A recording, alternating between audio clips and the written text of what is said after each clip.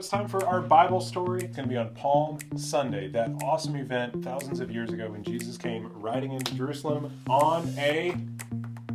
What was he riding on? Donkey! On a donkey. But before we get into the Bible story, I want to ask you something. Have you ever heard of Easter eggs? Of course! We did an Easter egg hunt yesterday. Of course you guys have heard of Easter eggs, but have you ever heard of a Disney Pixar Easter egg? And what that is in all these different Pixar movies like Toy Story or Monsters Inc. or Finding Nemo, there are little clues that are kind of hidden in certain scenes. In the movie Monsters Inc., one of the monsters, I guess it might be Sully, when he's going into one of these kids' rooms, there is a little Finding Nemo toy. Because guess what movie was going to come out after Monsters Inc.? Finding Nemo! Yeah.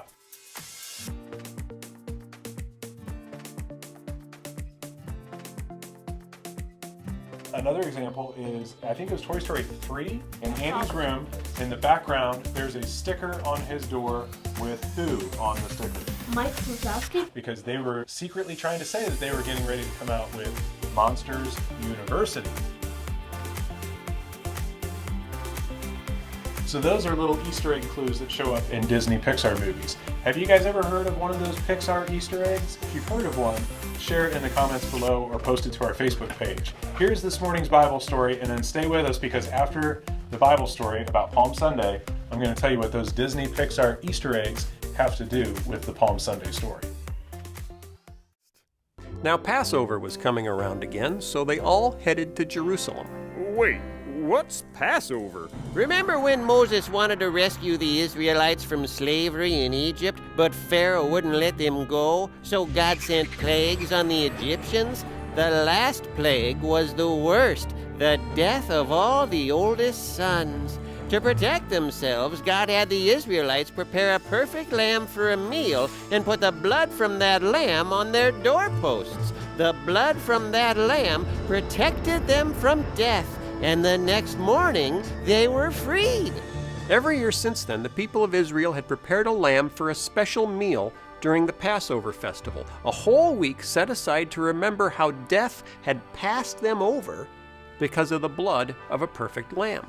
And they were still doing this in Jesus' day? Yep. In fact, Jewish families all over the world still celebrate Passover today. So Jesus and his disciples, plus lots of other people from all over Israel, headed to Jerusalem to celebrate Passover. Many of them had heard about Jesus, and when he entered Jerusalem, a huge crowd came out, laying down their coats and palm branches, shouting, "Hosanna! Blessed is he who comes in the name of the Lord! Blessed is the coming kingdom of our father David!" That's like what we do in church right before Easter. It is, Ian. We remember that event every year on Palm Sunday. It sounds like the crowd knows Jesus is the Messiah, but it also sounds like they think he's going to be a king just like King David.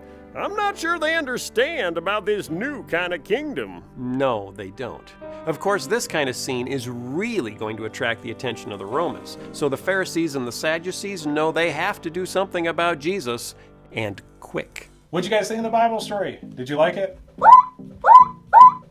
As promised, we're going to tell you what Disney Pixar Easter eggs have to do with today's Bible story. Right now I have it turned to Matthew chapter 21 where we learn about Jesus coming to Jerusalem. It's what we call the Palm Sunday story. But in this part of the Bible, they're actually quoting a Bible verse that was written hundreds of years ago, way back in like this part of the Bible, long time before Jesus ever showed up on earth. This verse, which is an Easter egg from way back here in the book of Zechariah, says, "Say to the city of Zion, see, your king comes to you. He is gentle and..." Riding on a donkey. Riding on a donkey. Riding on a donkey. There was a little clue from hundreds of years before Jesus ever showed up that we would have him come someday as the Son of God, the Messiah, the King who would come and save us. To help tell today's Bible story and to remember the key parts of it, we're going to show you some review activities.